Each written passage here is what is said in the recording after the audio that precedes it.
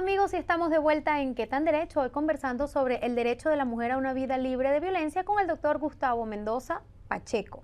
Gracias. Doctor Gustavo, dejamos unos incisos en el segmento anterior y es ¿qué debe hacer un hombre cuando es denunciado como presunto sujeto activo del delito de género?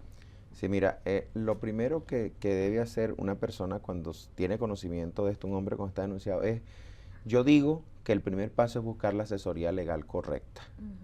¿Por qué? Porque de esos primeros pasos y de esos primeros pasos puede traer muchas consecuencias legales. Entonces, a veces muchas personas van sin la asesoría debida, y no es para que esa asesoría sea que le ampare un hecho irregular, pero es que es un derecho que le da la propia ley y la Constitución, y recomiendo, úselo. Use su derecho a defenderse desde el principio y el derecho a conocer sobre qué específico es que se le está. Entonces yo recomiendo buscarse una persona, un abogado o los organismos que existen de defensa pública para que vaya conociendo, acuda y vaya y cumpla con lo que le están diciendo. Porque con las medidas. Con las medidas. Porque la reincidencia implica no, y el rechazo y el no acatamiento de las medidas privación de libertad, puede llevarlo a una privación de libertad que puede ser temporal o puede ser un poco más larga, pero de verdad que eso puede traer una consecuencia muy grave para él y para el hogar. Porque muchas veces ese hombre denunciado resulta que es el hombre que trae, digamos, la parte económica al hogar, el sustento al hogar, y entonces encontramos con que muchas veces la mujer que denuncia es la misma que va a tratar, desistir, entre comillas, a quitar la denuncia. Creyendo que eso se puede así, eso no es tan fácil. Ya no hay retroceso. No, porque tú pones, digamos que le das inicio a todo el aparato judicial, y molestas y activas unos mecanismos del Estado, y entonces de la noche a la mañana alegremente no puede la mano, no, ya lo arreglamos. Un momentico, eso no es así.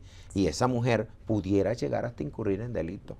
Por simulación de hecho punible. Por una simulación de hecho punible o una atestación falsa ante un funcionario. Ante un funcionario público. Claro, tú ves, entonces eso, o sea, cuando una mujer vaya a denunciar, mira, todas las consecuencias. A mí me han llegado a la oficina a preguntarme, doctor, una persona, incluso profesional, víctima de este delito de su esposo, una sola vez, etcétera, ¿qué puedo hacer? Le digo, menos, hizo lo correcto. Primero venir. Yo le voy a explicar los pros, los contras, qué significa este proceso para usted, para su esposo y para sus hijos. Qué bueno. Esto es lo bueno, usted es una mujer que esto. Puede ser que si usted no denuncia o si usted no acude, pudiera tener una reincidencia de su caso, que la puede llevar incluso a consecuencias físicas, psicológicas y mentales más graves hacia usted. Por eso se recomienda acudir a la brevedad posible a los órganos que protegen a la mujer en tal sentido. También usted va a ponderar en esa denuncia, dependiendo de su condición, pues lo que usted crea y de su relación y de su hogar, va a ponderar ese hombre, va a someterlo a un proceso judicial donde va a tener que primero unos costos, digamos, de tiempo, de dinero económico, y una serie de Ahí cosas. quería llegar, doctor. Usted tocó un punto álgido y es ¿dónde debe acudir una mujer víctima de violencia? Por lo menos en Barquisimeto, Estado Lara. Hay unos órganos que la ley establece específicos, receptores, que llama receptores de denuncia. Usualmente lo que yo he visto, pues, independientemente de lo que la ley dice y lo señala, bueno, mira, aquí tienes la fiscalía, el Cuerpo de Investigaciones Científicas, o sea, lo que llaman la PTJ, también las comisarías, digamos que son más cercanas, pues, los destacamentos policiales, ellos pueden allí, y ellos tienen el deber de recibir la denuncia, de procesarla e inclusive hasta la potestad de imponerle ciertas medidas, dependiendo del caso y de la urgencia y la necesidad del mismo, de las medidas. Están facultados, e inclusive la ley tiene sanciones para los funcionarios o funcionarias que no acaten debidamente esas denuncias o hagan lo pertinente a favor de la mujer. E incluso pudieran ser ellos objeto de que pudieran incurrir en unos delitos que están en la propia ley. ¿Me explico? Porque ellos tienen el deber sagrado de darle curso a la denuncia. Y dependiendo de la gravedad de la misma, de la gravedad de los hechos, pues darle la celeridad del caso, porque aquí los lapsos, recuerda como te lo dije ahora, son muy breves, y tiene que ser así, tiene sentido que eso sea así. Ahora, doctor, en cuanto a los tipos de violencia establecidos en la ley, solamente está tipificada la violencia física, hay violencia psicológica. Coméntenos un poquito sobre hay varias, aquí hay varias. Si vemos, por ejemplo, hay violencia física, violencia psicológica. Digamos que la violencia física es la que más se conoce, la pues. que más se ve en el ejercicio, y porque la que trae, digamos, las secuelas visibles, apreciables, más directas.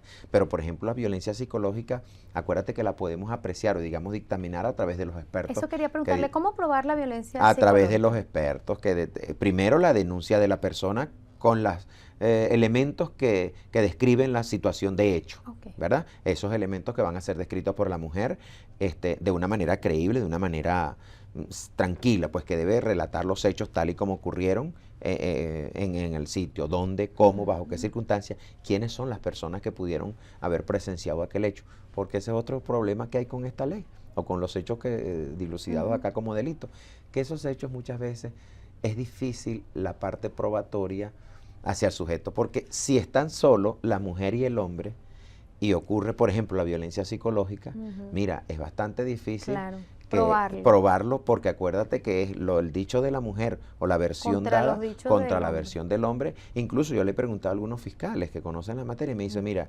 doctor, nosotros lo que hacemos en estos casos es tratar de buscar los mayores elementos que puedan tratarnos de llevar a que nos conduzcan a corroborar esa versión aportada.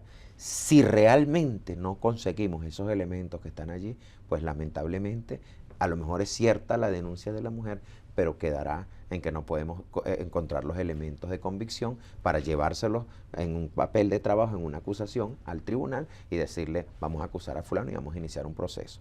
Y me parece una actitud... Ahí es cuando procede el archivo fiscal, porque por falta de elementos de convicción se queda en la y me parece una actitud público. Muy seria del fiscal, que cuando reciba la denuncia, pues haga ver a la persona, mire, que lo ayuden, porque es que hay que ayudar mucho a la prueba.